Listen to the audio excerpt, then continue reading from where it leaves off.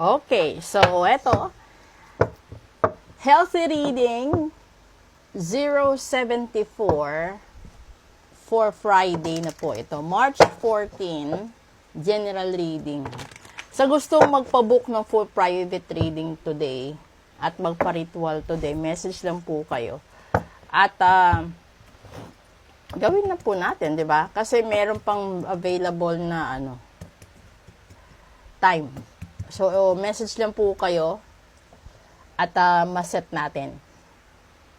Doon nga po pala sa nagpa-ritual, lalong-lalo na yung mga love rituals natin. Maraming salamat po. At sa mga tao naman na nagpapagamot, yung gamutan, depende po talaga yun sa kung gaano katagal na yung sakit ninyo, kung gaano ka bisa yung inilagay sa inyong paninira ng barang kulam.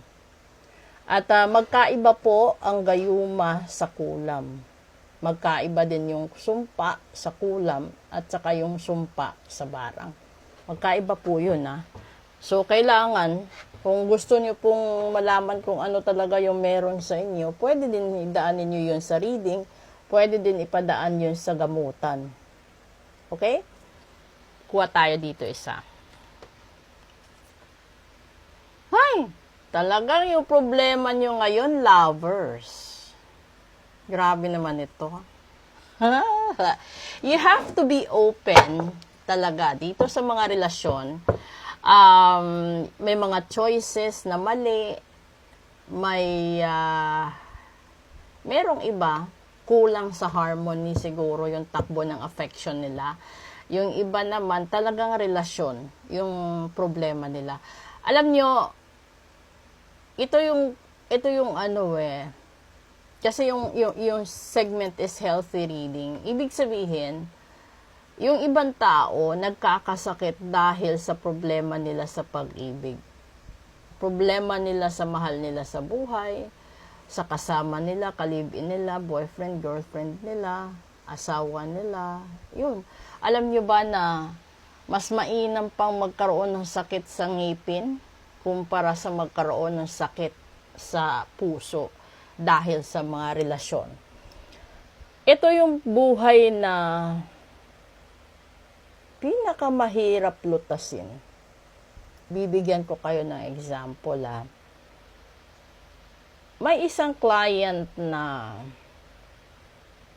lalaki. Nakapag-asawa siya, hindi dahil sa gusto niya, kundi dahil nabuntis niya. Yung babae, kasama yata sa grupo, no? Tapos gustong-gusto siya. Pero yung lalaki may ibang gusto. May ibang gustong pakasalan yung lalaki.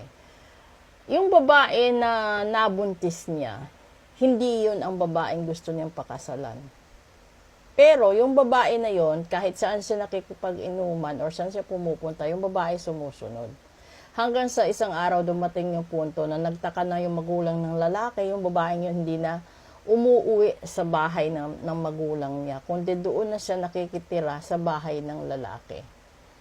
Hanggang sa nabuntis siya. Nung nabuntis siya, siyempre, nasira yung relasyon ng lalaki at ng long-term girlfriend niya. Yung babae na yun na dapat nagpaplano na sila magpakasal sa susunod na taon, hindi natuloy. Kaya yung nangyari, yung lalaki, hindi niya pinakasalan yung nabuntis niya. Nagkaroon na yung bata, naging 3 taon yung bata. Kung hindi siya pinilit ng in-laws na pakasalan, parang shotgun marriage, ganun. Kaya siya nakasal. Ngayon, yung nangyayari dito, hanggang ngayon,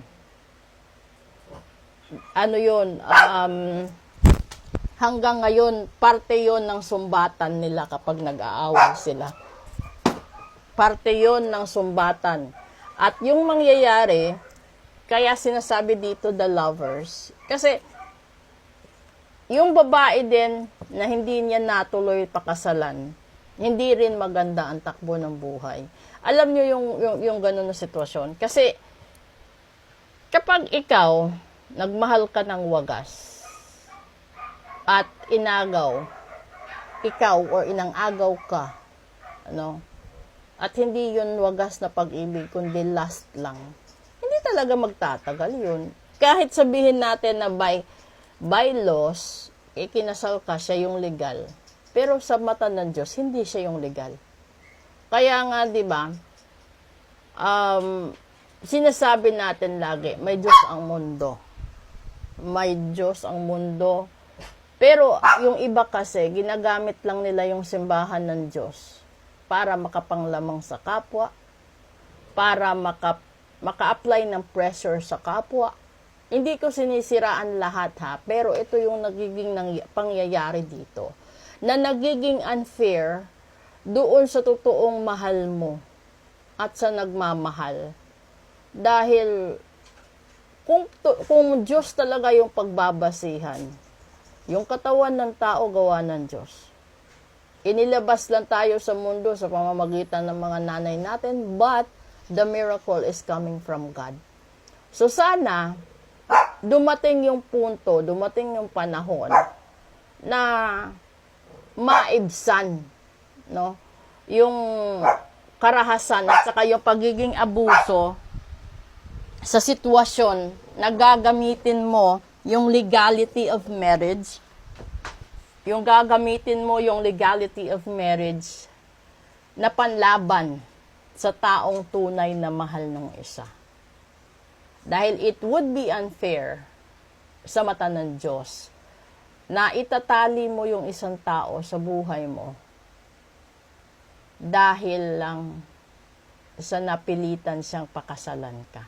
Marami yan lumalabas sa social media platforms, nag-iiyakan dahil, siyempre, it's either, talagang kahit anong paraan, basta forced marriage, hindi maganda.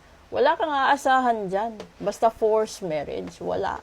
Ma-shotgun marriage man yan, arranged marriage man yan, wala. Magkakanda sira-sira yan kahit gaano kayaman ang pamilya.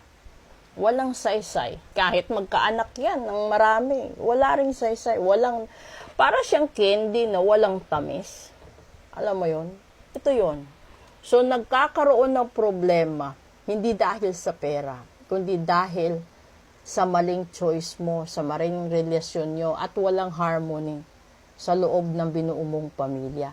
Papaano magiging masaya ang isang family na one-sided love? Diba? Kung ikaw naman yung tipo ng taong iniwanan ka ng tao, halimbawa, walang gayuma, wala lahat, iniwanan ka lang. Hiniwalayan ka. Ano na yun?